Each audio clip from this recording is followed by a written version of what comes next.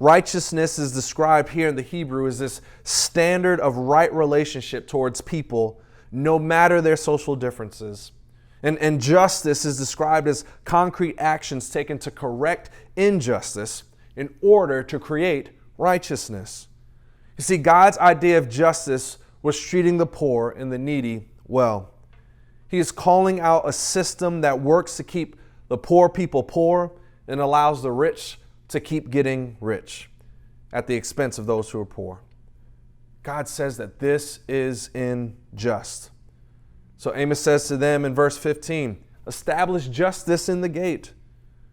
You see, Jesus too was equally concerned about justice and treating people well.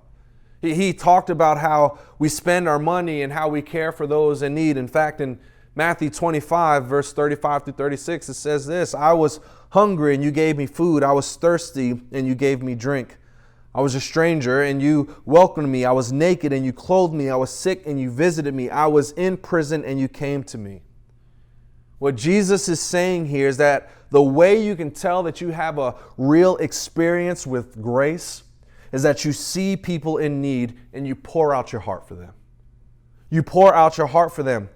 Guys, if the church supports a system that neglects justice and righteousness, and we simply just turn a blind eye to injustice that we see on the news and in our towns, and we aren't calling it out while it continues to happen, while at the same time we come to church on Sunday as if nothing is going on, God is saying you are not in line with who I am and where my heart is, and I don't want to hear it. Hear this.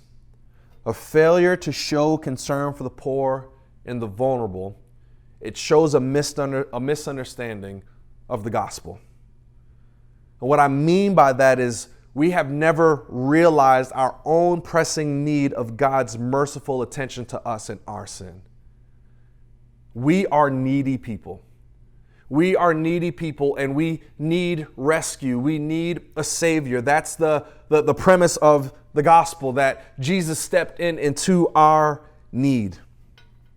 Charlie Dates, a current pastor in Chicago, he says this, every pious outburst of refined biblical exegesis without a corresponding social and cultural compassion for those who live on the margin is a failure of a feigned devotion and a false exegetical practice.